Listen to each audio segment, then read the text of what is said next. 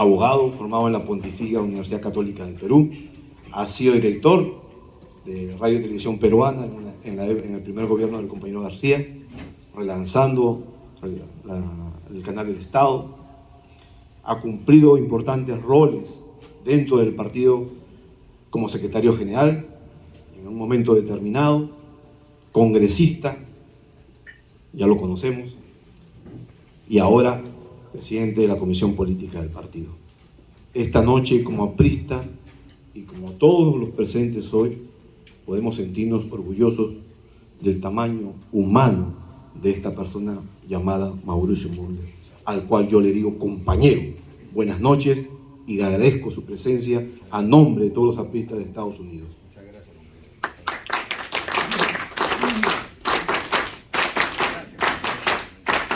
Voy a brindarle el micrófono porque estamos deseosos de escuchar su mensaje a sabiendas de las noticias grandes que tiene el partido y del trabajo que han hecho en el Perú para lograr el relanzamiento que están ahora con ya casi la resolución del Jurado Nacional de Elecciones. Compañero Mauricio Mulder, por favor. Muchas gracias. Un fuerte aplauso para el compañero presidente de la Comisión Política.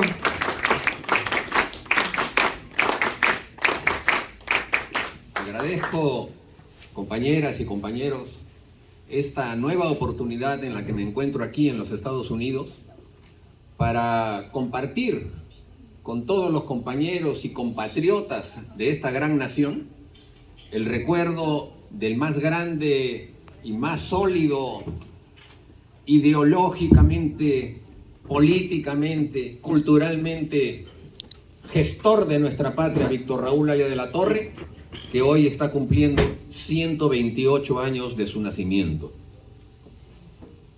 Y me siento doblemente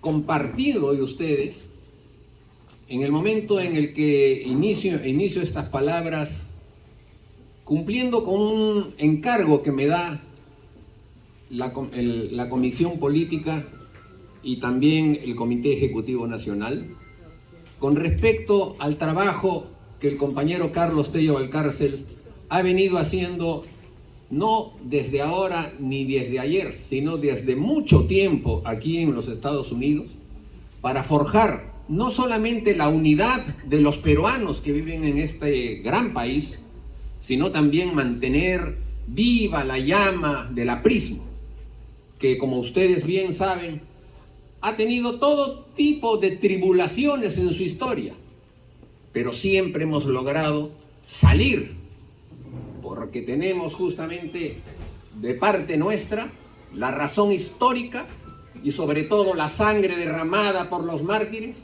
que siempre tenemos que recordar, porque es a ellos a que nos debemos y es al futuro que nosotros tenemos que siempre brindar nuestra presencia, nuestra intelectualidad y sobre todo nuestra honradez política, como nos enseñó Víctor Raúl Haya de la Torre.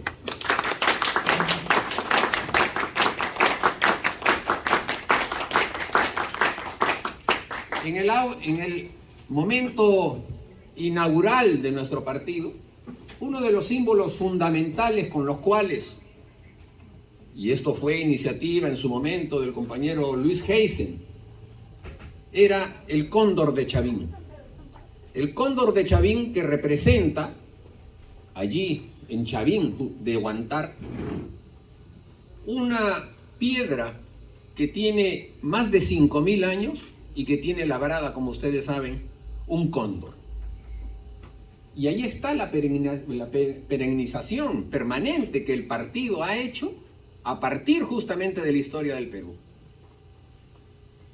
Y se discierne a todos aquellos compañeros que cumplen alta labor aprista, este pequeño, que es un solapero, pero que sirve justamente para todos esos compañeros de sentir el orgullo del aprismo, sobre todo cuando es el Comité Ejecutivo Nacional el que discierne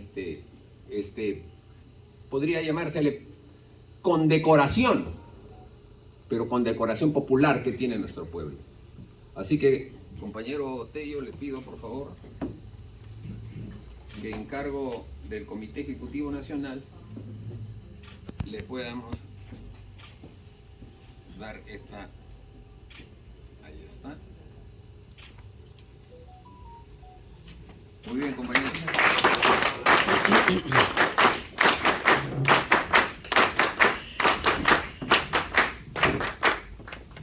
Eso demuestra la perennidad que tiene la ley. Muchas veces, efectivamente, hemos estado en situaciones de clandestinidad, en donde decir la palabra APRA era suficiente para que una persona la lleve presa o incluso hasta lo fusilen, como ocurrió en Huaraz y en Trujillo. Y evidentemente en los 100 años que ya va a cumplir el partido, desde 1924, hemos pasado por todo tipo de tribulaciones. Y aquí estamos. No hay partido político, quizás 2 o 3 muy antiguos, que en América Latina puedan decir que han tenido una perennización de su lucha política. Incluso cuando no estaba en la lucha política, cuando estaba en la clandestinidad o cuando estaba prohibido. Y hago referencia a eso, porque ahora que hemos pasado por las horcas caudinas de la burocracia peruana, que nos obliga a presentar unos enormes expedientes para que el partido pueda participar en procesos electorales. Yo les recuerdo a los compañeros que cuando no estábamos inscritos y no nos permitían poder participar en procesos electorales, el APRA no había desaparecido. Era simplemente un brevete que no teníamos. Pero el APRA seguía como partido. Y seguíamos nosotros movilizándonos en favor de la democracia, en favor de la constitucionalidad, en favor de la justicia social. O sea, el partido siempre existió, como existía cuando estaban en la clandestinidad, como existía cuando estaban en el destierro. Y allí en el destierro se formaban los comités apristas de los que estaban justamente desterrados y el partido seguía vivo. La llama del partido nunca se ha apagado. Y para nosotros eso es un motivo de orgullo, porque no es un partido que solamente se mueve cuando hay elecciones, como son los partidos que hay ahora en el Perú, que son simplemente, como le llaman ahora, vientres de alquiler. Son simplemente siglas, no son partidos. Es una persona que se compra un kit, como le llaman, paga por ese kit y presenta el expediente. Y no tiene ningún militante. Lo que hacen es abrir su ventanilla y entonces se presentan todos los que quieren ser congresistas, alcaldes, regidores y lo que sea. Pero claro, no es cuestión, yo quiero ser regidor, pase señor, no. ¿Cuánto pone usted? Es lo primero que le dice. Es un negocio. Y los partidos que están hoy en el Congreso, todos son iguales. Incluso el único que tiene cierta historia y cierta prosapía, que es Acción Popular, es igualito a ellos. O sea, ya no es la Acción Popular que había antes. Era un partido de gente con trayectoria política, destacando incluso al propio arquitecto Belaúnde Terry. No, ahora ya no, ahora son igual que todos los demás. Vientres de alquiler, ventanillas, no son partidos políticos. De manera que cuando nosotros estábamos fuera, no era porque el partido se le puso fuera de la ley como se le ponía antes, sino porque se había inventado otra forma de sacar a los partidos que podían ser molestosos para el gobierno. Y era el de la burocracia. El establecer una serie de pedidos y de requisitos que hacían prácticamente imposible. Claro, aquellos partidos políticos, entre comillas, que tenían mucho dinero, eso sí podían mandar comprar todo. Y se compran hasta los DNIs. Y con eso se hacían estos partidos políticos. ¿Cómo es posible, por ejemplo, que, acá hay muchos trujillanos, yo lo sé, que el partido del señor Acuña, que ahora es el presidente regional de La Libertad, se haya hecho con el dinero de su universidad? Que eso ya está bastante mal, lo está. Pero peor es que él diga que sus ingresos mensuales son de 100 millones de soles. Y claro que con esos 100 millones, él compra todo lo que quiera. Hasta se ha comprado la supuesta tesis que hizo en la Universidad Complutense de España. Hasta eso le han pagado, porque no han querido los de la Complutense dar los detalles de cómo ha sido esa tesis. ¿Cómo tendrán de vergüenza de haber recibido plata? Que la tienen escondida. Pero en fin, me estoy saliendo del tema de fondo. Si los partidos políticos son eso, a nosotros nos toca hacer justamente la docencia de cómo deben ser los partidos. Y deben ser fundamentalmente partidos de seres humanos, no de billete, no de intereses, sino de personas. Y personas que den su fuerza, su intelecto, su tiempo para construir colectividades. De eso se trata un partido político. Y nosotros cuando recordamos la fundación del APRA, tenemos que justamente hacer señalamientos de aquellas personas que se destacaron justamente por el sacrificio que supone armar un partido político en el Perú, y más aún en 1924 o en 1930. Cuando se funda el partido aprista, el 20 de septiembre de 1930, porque el APRA se funda en 1924, pero el partido peruano, el partido aprista peruano, o sea, la sección peruana del APRA, de la Alianza Popular Revolucionaria Americana, es el 20 de septiembre de 1930. En ese momento se tuvo que hacer una fundación clandestina. O sea, no era que se podía hacer un día de la fraternidad y que podíamos salir a marchar con las banderas, y no, todo estaba prohibido. Era clandestina, se hizo a las 12 de la noche en un taller de carpintería frente al Teatro Municipal o al Teatro Segura, que era entonces el teatro principal de Lima. Y así, un partido que se gesta en la historia del Perú prácticamente clandestino porque no podía hacerse, es el principal partido político de la historia del Perú, innegable para nadie. No hay quien pueda rebatir ese punto de vista. Pero en fin, ustedes conocen las tribulaciones que hemos tenido en los últimos tiempos y cómo además en el Perú se ha venido deteriorando la constitucionalidad. Yo pongo siempre el punto inicial de ese deterioro a partir del momento en el que el señor Kuczynski es imputado por corrupción por las pruebas que alcanzó la empresa Odebrecht, y en donde quedó determinado de que el señor Kuczynski cobraba a Odebrecht, no en ese momento cuando era presidente, ni siquiera cuando era candidato, sino con 15 años de anterioridad. Desde que era ministro de Belaúnde ya le cobraba a Odebrecht. Y frente a una circunstancia como esa, fue inevitable, porque era presidente de la República, que se planteara una moción de vacancia. Esa moción de vacancia no tenía pierde, porque las pruebas eran muy sólidas. Pero también no tenía pierde, porque su hombre de confianza, el señor Vizcarra, el que él puso en la fórmula, fue el primero que lo traicionó. Y el primero que decía, no, hay que sacarlo de todas maneras, y hay que hacerlo. Y entonces alentó con toda una maquinaria de carácter mediática, que siempre ha sido controlada por el diario El Comercio y que siempre el diario El Comercio ha tenido posiciones en contra de nosotros. A partir de ese tipo de maquinaria que se creó, bueno, el señor Kuczynski, como ustedes recuerdan, tuvo que renunciar para evitar ser vacado. Esa es la historia. Pero a partir de ese momento, el señor Vizcarra, que era más corrupto todavía que Kuczynski, fue delatado. ¿Por quién? Justamente por los periódicos que hablaban eso, y el diario El Comercio pone una portada inmensa diciendo, acá están todas las pruebas de cómo recibía las coimas el señor Vizcarra.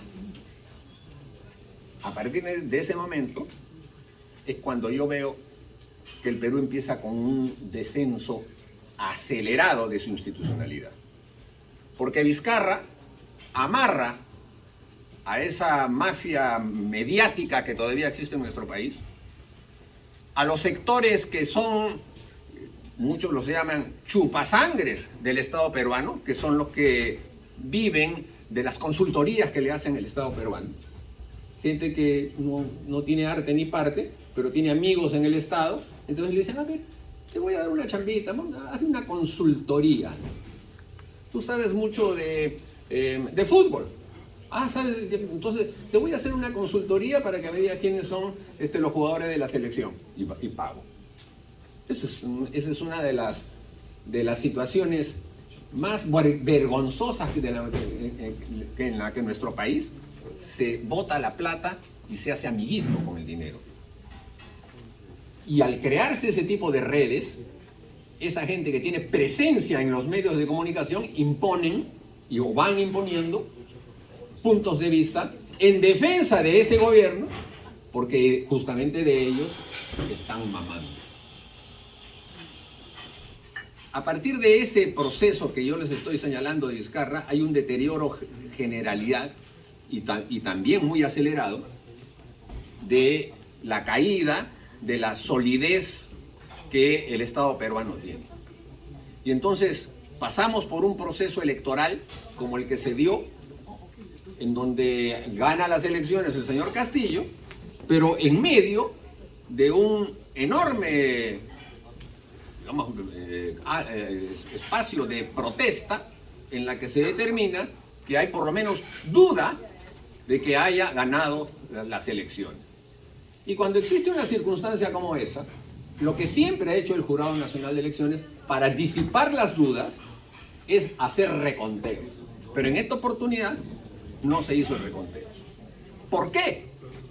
Porque el Jurado Nacional de Elecciones es también un ente que surge de esa coalición del señor Vizcarra, que al tener un pie bien puesto sobre el Poder Judicial y sobre el Ministerio Público, condujo al presidente del Jurado Nacional de Elecciones, que debe ser siempre un vocal supremo, y le dieron la presidencia a una persona que simplemente obedecía órdenes del señor Vizcarra. Y después, cuando ya sale todos los casos de Vizcarra y tiene que evidentemente que salir de la primera magistratura,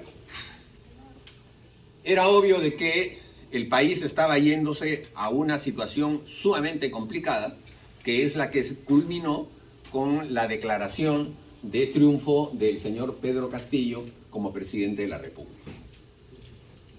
Pero en fin, el señor es ungido, asume la presidencia de la República, y desde ese día todos los peruanos nos enteramos de que había un jirón que se llamaba Zarratea. Yo no sé si hay algún compañero que vivía en Lima que alguna vez escuchó ese jirón. Tiene 2 cuadras nomás, chiquitito. Solo puede pasar un carro porque ya si no choca con las paredes. En ese sitio, antes de que se asumieran los cargos, ya estaban complotando para robar. Y estaban robando a manos llenas. Una de las primeras cosas que hicieron era llamar a los coroneles, tanto de la policía como de la FAB o de la Marina, para decirles, ajá, a ti te toca ascender el próximo año, ¿no?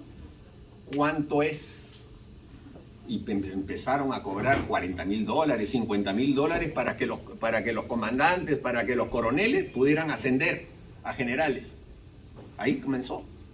Y después vino ya una recatafila de personas que iban con todo tipo de propuestas, urbanizaciones, venta de todo tipo de bienes del Estado, hasta lo de los pasaportes, que algunos de ustedes deben haber visto. O sea, se lo regalaron eso a Acción Popular, y Acción Popular por cambiar la gente, y fue un desastre completo. Que hasta ahora sigue, compañero, porque cuando yo he venido para acá y pasé por el counter en el aeropuerto y me dieron mi boarding pass, la señorita que me atendió me dijo, vaya corriendo para pasar migraciones, porque es un desastre. Y cuando fui, efectivamente, habían por lo menos unas 2.000 personas No estoy hablando de los que están buscando pasaporte, sino de los que ya teniendo pasaporte quieren viajar. Habían como 2000 personas de cola. Un desastre, un desastre. Bueno, eso es cuando se improvisa. Eso es cuando se pone a cualquiera. Cuando regalan los cargos, ya tú ve y después ya vemos que no sé qué. Pero en fin, ese deterioro, queridos compañeros y compañeras, no fue obstáculo para que nosotros, de manera tranquila, casi callada, hiciéramos todo el proceso de reconstrucción burocrática, no digo democrática, sino burocrática del partido, porque democráticamente seguíamos siendo un partido bueno y derecho. Tan es así que en todas las ocasiones en las que hubo necesidad de salir a las calles para luchar por la democracia y por las libertades, hemos estado presentes. O sea, no éramos un partido muerto, éramos un partido que no tenía brevete, pero éramos un partido vivo, y el más sólido, y el más organizado. Siempre hemos estado presentes. Pero si hubiésemos hecho demasiada bulla, demasiada laraca de que estábamos inscribiendo y este comité y el otro, seguramente nos hubiesen boicoteado. O hubiesen enviado a burócratas para decir, a ver, fulano de tal, Tello, ¿no? Pero aquí Tello dice, no se ve bien, no sale, ya está. Cualquier cosa. Y con esas cosas, a algunos otros partidos los han tenido arrinconados. Nosotros hemos logrado pasar esa etapa. Y hay muchos compañeros que están contentos. Todos lo tenemos que saber, sin duda alguna. Pero como conversaba justamente con el compañero Tello, tenemos un brevete, pero no tenemos el carro para manejar. En otras palabras, ¿cuándo va a haber elecciones en el Perú? No tenemos la menor idea. ¿Qué clase de democracia tenemos que no sabemos cuándo va a haber elecciones? Porque los congresistas ahora no se van a ir, ¿no? No se quieren ir. ¿Qué se van a ir, pues? Nunca más van a tener el cargo que tienen. Y aunque fueran buenos congresistas, tampoco podrán presentarse, porque justamente Vizcarra planteó un referéndum para que no haya reelección de los parlamentarios. Justamente para que la clase política, que es la que se expresa en el Parlamento, no tenga experiencia y pueda ser mucho más maleable por los gobiernos. No se quieren ir. Y entonces se habla, adelanto de elecciones, vamos a ponernos de acuerdo. Todas las votaciones que han habido no llegan al número de votos. Entonces no va a haber elecciones este año. ¿Va a haber elecciones en el año 24? Yo no creo tampoco, ¿no? Si no va a haber ahora, menos va a haber el próximo año. Es más, ya hay partidos que ya lo dicen abiertamente, el partido del almirante Montoya, ¿no? Partido de la derecha, Renovación. Es que la verdad que los nombres esos, cualquier nombre puede ser, ¿no? Porque Renovación, ¿qué renovación va a ser un militar retirado? Bueno, pero si es una persona decente, supuesto. Pero Sal dice, no, nosotros nos quedamos porque a nosotros nos han elegido hasta el año 26 y nos quedamos. El país que se siga incendiando no es mi problema. O podría, claro, que dijo que coman alfalfa, ¿no? ¿Qué cosa quiere? Que comamos alfalfa. Bueno, no se van a ir.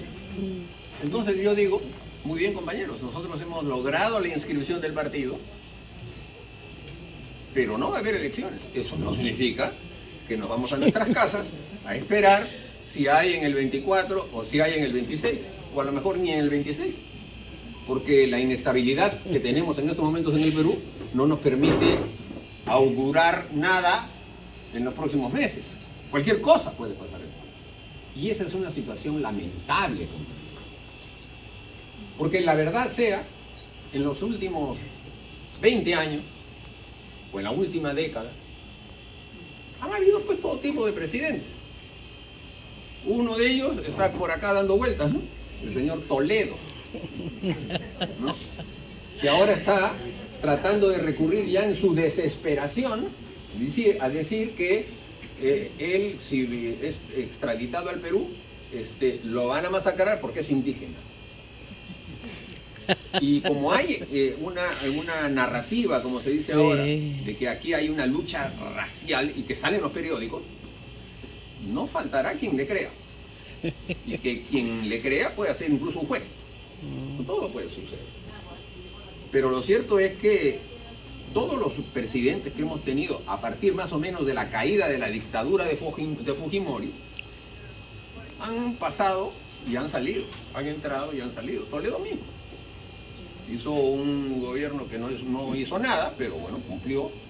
Y después fue elegido Alan García, y después voy a simplemente hacer dos comentarios sobre nuestro gobierno, y después ha venido Humala, y después ya todo lo que hemos contado.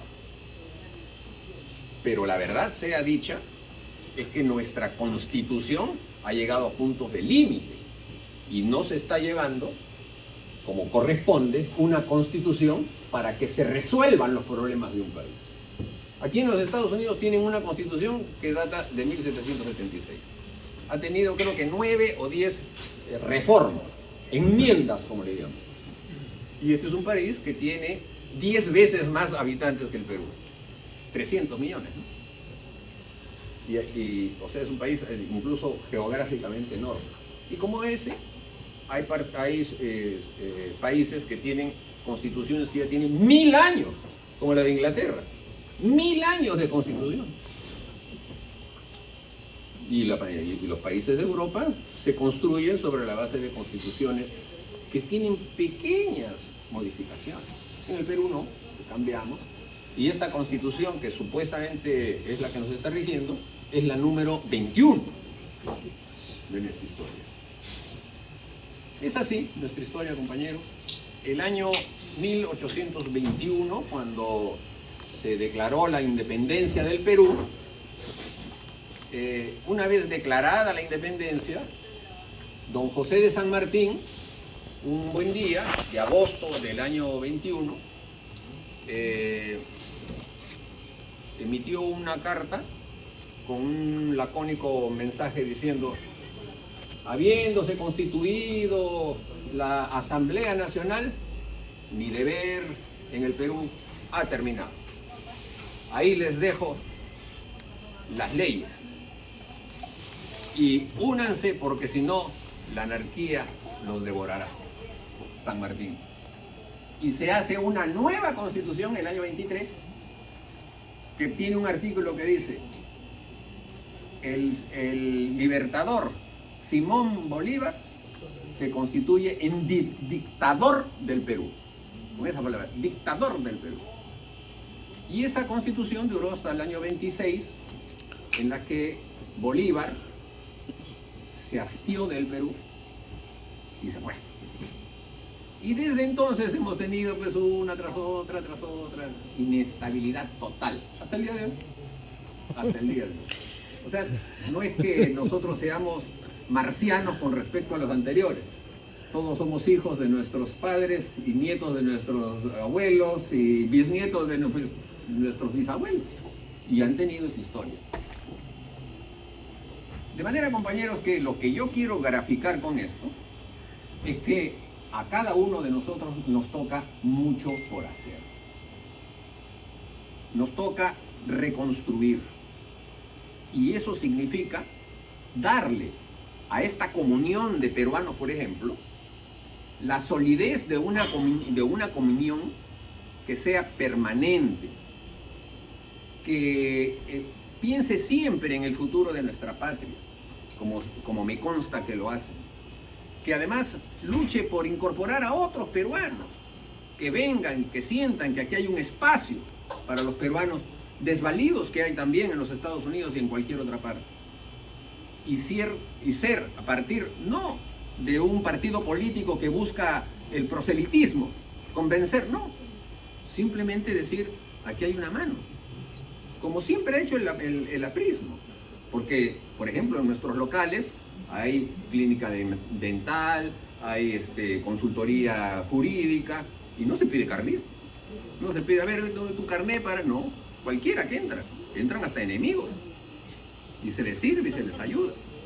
Creo que ese es uno de los puntos sustantivos de la particularidad que tiene el APRA. Y a ella me remito yo cuando los veo a ustedes, que frente a todas las circunstancias recuerdan siempre, primero, a los familiares que tenemos en el Perú. Segundo, a nuestros hijos, a nuestros padres, a los que fallecieron. Siempre los recordamos, porque como peruanos somos querendones y somos muy familiares. Nos gustan nuestras familias, nos gusta siempre hablar con ellos, siempre estar pendientes. Hay otras culturas que no son así, ¿no? Que ya, bueno, se casó y no lo vuelven a ver al papá y a la mamá nunca más y ese tipo de cosas. Lo que tenemos nosotros no es por ser latinos, porque claro, en los latinos hay bastante, pero también por ser peruanos, porque en el Perú tenemos esas particularidades. Somos muy amigueros, nos gusta saludar, andar en la palma, nos gusta. Y ese peruano querendón es el que tiene que prevalecer siempre, también en la política. Y ojalá se pueda. En fin, compañeros, yo estoy soltando ideas, pensamientos, que son los cotidianos, los constantes que se hacen en el Perú. Sentir que aquí hay un aire sólido de peruanidad y de aprismo. Y yo me siento muy cómodo por eso. Me siento muy complacido por eso. De tener siempre este grupo humano tan grande y tan sólido aquí en los Estados Unidos. ¿A cuántos? 15.000 kilómetros de distancia, un poco menos, 10.000 kilómetros de distancia. Y que haya en el corazón de cada uno de nosotros no solamente nuestra bandera blanquirroja, sino también la estrella roja del APRA. ¡Viva el APRA, compañeros! ¡Viva! ¡Viva el aprismo en los Estados Unidos! ¡Viva! ¡Viva el Perú! ¡Viva! Muchas gracias.